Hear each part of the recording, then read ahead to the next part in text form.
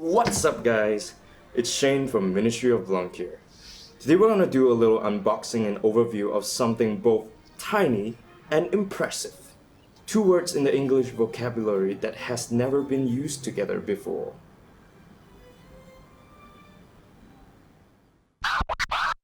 When I say tiny and impressive, I'm of course talking about the new GTX 1060. So I've got the EVGA superclock version of this card here to replace my old GTX 690 that's really power hungry and only has 2 gigs of VRAM. It actually has 4 gigs, but it's split between 2 GPUs, so you can only access like 2 gigs at the same time. So without further ado, let's open it. Okay, as you can see, it's a really nice little box, much like most EVGA products. So there's a tab here that you need to crack open, which will give you access to, well, all the contents inside. Alright, let's see what we have here. Firstly, we have the EVGA manual, which again, as I said, nobody needs. And here's the, oh no, this is the manual. That's more like a spec information sheet. We have this poster. That's pretty cool. You have this sticker, this badass badge. Can you see it? It says, wait, this way. EVGA, powered by EVGA. This is pretty cool actually. And then we have this massive, wait, it's not that big, but it's like a medieval knight of some sort, holding a flaming sword. I'm not gonna put this up. I'm not sure if anyone would, but it's cool that they include it anyways. Okay, so let's get the card out and clear the table so we can focus on the main event.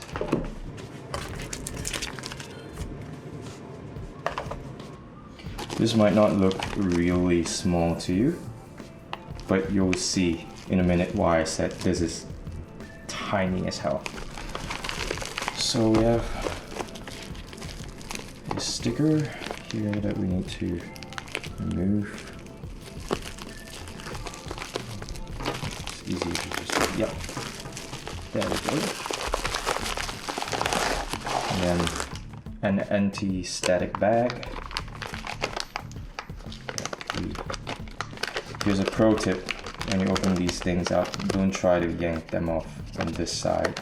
Instead, use the big piece of plastic to sort of gently pry it loose.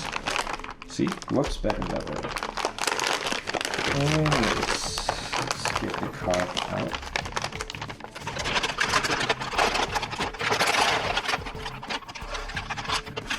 Just a full disclosure. This is like a display demo unit from a shop here in Australia that I bought. That's why it doesn't have the stickers on them anymore, but it's pretty brand new. They just took it out and set it up for like a few minutes to make sure it works, and then they decided to replace the store unit with like a 1070, something like that. So anyways, it's brand new. As you can see, you have this nice EVGA GeForce GTX 1060 label here.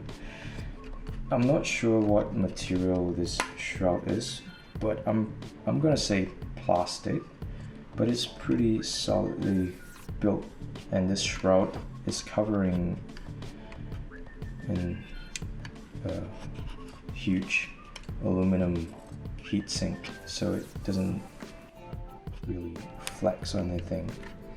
It has one fan on it, and from the looks of it, if you can see here, I think it should be like a similar setup to the Founders Edition, where it draws air in here and then push it out. But I assume some of the hot air would be able to come out from this side and from the sides as well, so it's not as enclosed as the Founders Edition version of it. Here you have a piece of protective plastic covering the PCIe connector. Obviously it doesn't have a backplate, being a $300 card. And back here you see all the connectors. Yeah, this way. You have the DVI here, and then the HDMI and display ports. Here you go. That's the behemoth. That is my old GTX 690. As you can see, it's almost half the size. So in case you're still not convinced about how small this card really is, I've broken out my trusty measuring tape. And from the back of the case to the front, this card is only about 7 inches long, or 18 centimeters. Whereas this behemoth of a card, the GTX 690, is about 11 inches and 28 centimeters. And now, the moment you've all been waiting for.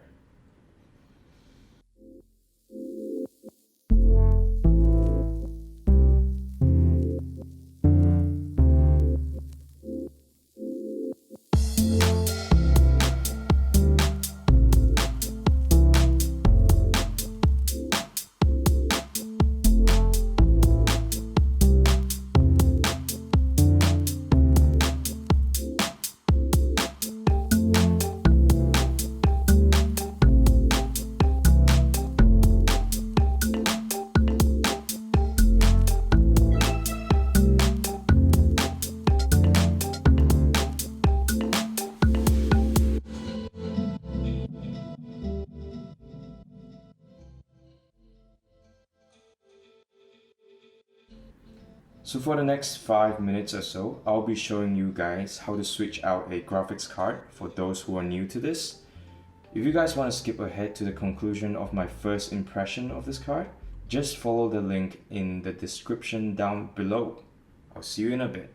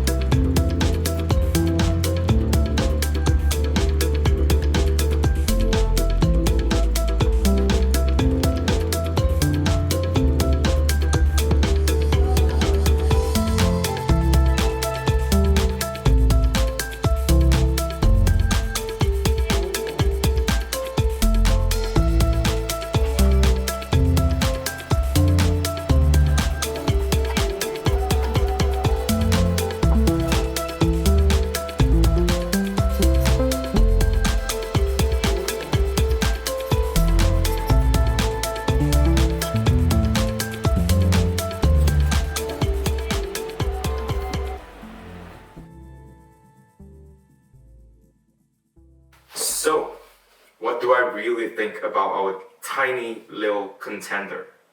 I'll tell you what I think. It totally kicks ass. For under $300, this graphics card will demolish any new AAA title at 1080p at maximum setting. Wait, I know a lot of you are gaming in 2K and 4K, but if you're like me and you live in an apartment building having a gigantic screen with not much room in front of you, it just doesn't make sense. Now I'm moving back to Malaysia in a couple of weeks and maybe I will upgrade to a bigger monitor then. But from what I read online in the forums, this graphics card will be able to at least handle 2K no issue. And that's good enough for me. But what about acoustics, you ask? Like many of the small form factor PC components, such as my Corsair RM650i power supply, the GTX 1060 has the ability to operate fanless. This makes it virtually silent 50% of the time. And in times where the fan actually kicks in, it's not that noisy. Even my air conditioning unit is louder than that, and that has never caused me any major issues, even when I record with large condenser microphones, which are known to be notoriously sensitive. So thumbs up to NVIDIA on that front. Also, if you're building a small form factor gaming rig or a multimedia editing PC, this card is so small that it will fit into any ITX case with a lot of room to spare. This is great for those of you who aren't so comfortable water cooling your PC, because the more space you have in there, the less blockage there will be for your intake fans, and the easier it will be on your exhaust fans to draw hot air out. What's not to like? The only major issue I foresee that you have with this card is that it doesn't support SLI. In my experience though, and I've been building PCs for at least 4 years now, although SLI might seem like a really good option to increase your computer's performance, it still doesn't scale as well as many would expect, even today. You'll be better off buying a more powerful graphics card like the 1070 if you want more juice out of your graphics card, or even the 1080 and the brand new Titan X. So if you're like me and you're looking for a tiny graphics card, don't want to spend more than $300, and is concerned about acoustics, this might be the graphics card for you.